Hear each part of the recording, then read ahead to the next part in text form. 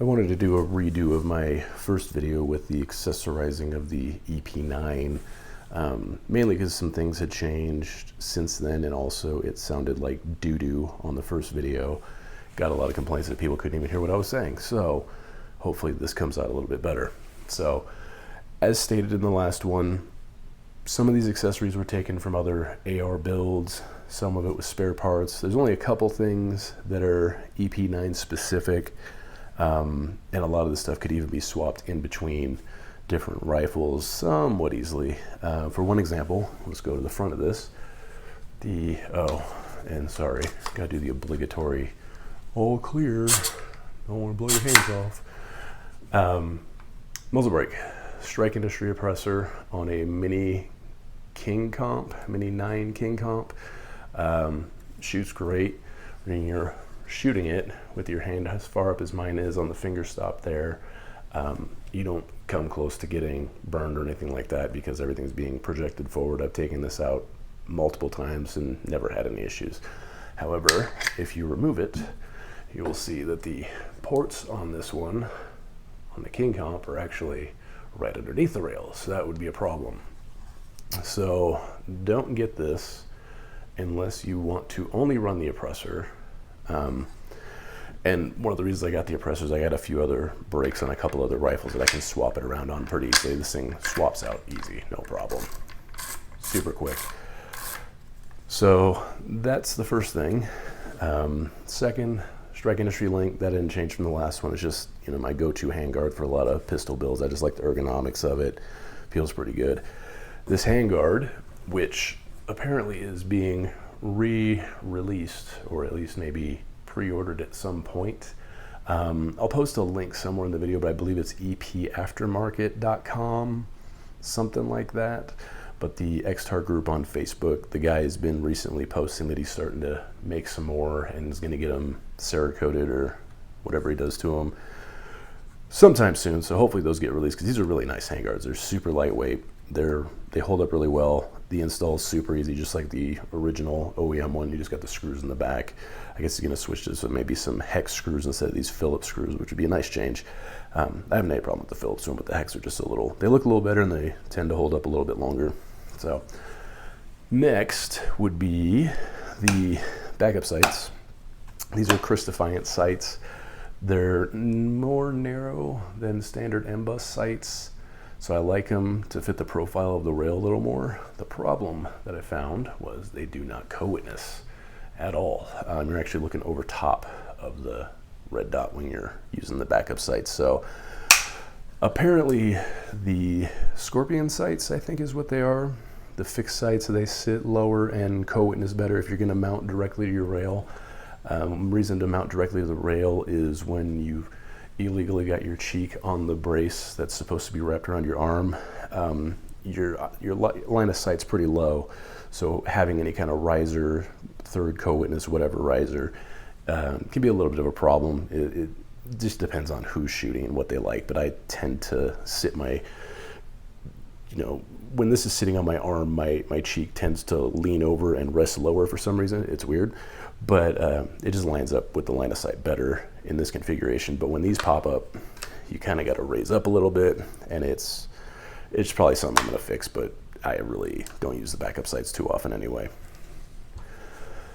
Next would be the Phase 5 EVBR extended bolt, EBRV, Jesus Christ, EBRV3. It's a one-piece bad lever, basically. It replaces the entire bolt catch, so it's all one piece, not any of this bolting on to the existing bolt catch, because I guess that's a problem. Coming from XTAR, at least, they've had issues with people saying that it's not reliable with the mag pull and actual bad levers. So this is the Phase 5, the version 2 and version 3 are the one piece. Both of them work fine. And it's an accessory that's not a necessity. Some people like them a lot, some people don't. I get it. I like it. I'm used to it. I've got it on a lot of my rifles. So just kind of makes the transition of changing mags, releasing the bolt, and getting back to shooting a little bit faster for me. Next would be Radian Ambi Safety. standard ambi safety. The only thing I had to do was, once you replace the polymer safety with this, I think the diameter of the polymer safety is a little bit smaller than the radian. Obviously I couldn't test it on anything because once I put the radian in, I kind of broke it in, and that's that. But this was a little gritty when I first put it in. So just working it. And it wasn't gritty to where it would stop functionality. It just was, you could tell it was kind of, you know, just wasn't as smooth as it is now that it's been broken in. So something to keep in mind. Velocity 3-pound trigger, really good trigger, super good trigger. It comes with the 2 set screws that drive the trigger down into the bottom of a lower receiver. Usually when it's aluminum, it's not a problem. On these, it'll start to push and bow out the plastic underneath, so you can't really use those for tensioning too much. So you kind of have to use these anti-walk pins. Generally on a couple other builds I have this same trigger. I don't use the anti-walk pins. The 2 tensioning screws are enough. But again, this is all polymer, so it doesn't have that resistance, or at least it's not as durable, and it will push out over time. I kind of saw it poking out just a little bit initially, and it didn't take long to notice, so I went ahead and just slapped this on, and it's been great too. Super lightweight trigger, super short reset. Then there is the Ferrotech EP9 adapter to mount a mil-spec buffer tube and brace, or stock if you want to SBR the thing of your choice. I did see a couple people that will shave down this hump right here. May or may not do that. It doesn't bother me too much. It does look better with it kind of rounded off, but I don't really care. So I might just leave it. But the brace and the buffer tube hook up great to the Ferrotech adapter. What I had to do, and what everyone should do, is if you're going to replace X-Tar's buffer system, even if it's just the tube or just the buffer, is go with either mil-spec everything or pistol tube everything, because if you try to put their buffer in a mil-spec tube, it'll shatter the plastic casing that's around it. They have a little pad built into the back of their buffer tube that helps bounce the bolt a little bit, cushion it as it's recoiling. There's plenty of pictures of people cracking their factory bolts. And what I did was I put an 8.1 ounce Expo Arms buffer, standard flat wire carbine pistol spring and mil-spec tube, and recoil spring, not pistol spring, and carbine tube, pistol brace, and it's been fine. I don't really notice any more or less recoil than with the factory setup. There's shoots, their configuration shoots really soft and really smooth.